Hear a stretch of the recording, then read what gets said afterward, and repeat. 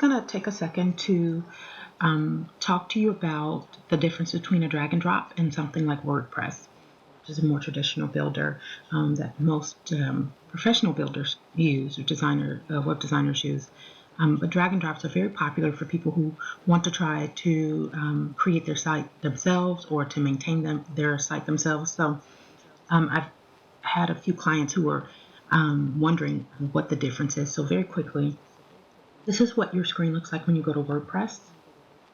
And this is what your screen looks like when you go to a typical drag and drop type builder.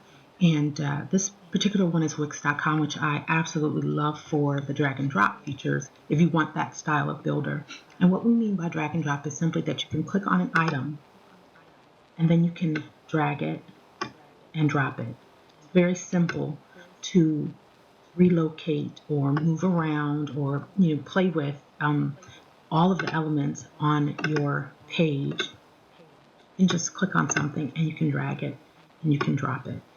It's also very easy to change the colors or the fonts or something like that in many of these. And it's not difficult in WordPress. It's just for a lot of people that don't know design, this looks more manageable. And many times it can be. And so if you go into WordPress, as you can see, it doesn't quite look the same. And here's what I see when I try to add it in WordPress. This is a list of the pages I have available. Let's just go to this particular page. And many times when you are building in WordPress, this is what you see. You lay out your elements and you see them like this.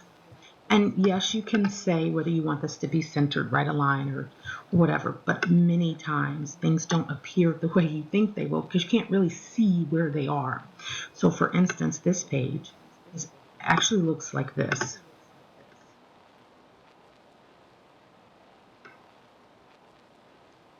And so if you were just looking at the builder side of it, you would never see this.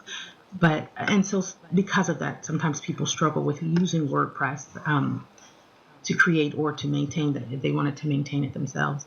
And so I often suggest a drag and drop builder for those clients that prefer to update themselves. I've installed something called Page Builder in this client's WordPress page. And what Page Builder is a plugin, or WordPress calls their apps plugins.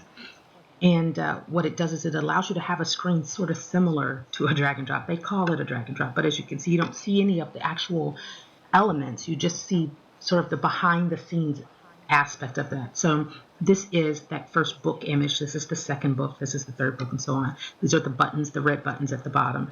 So you can kind of see how you could drag and drop, and that's great.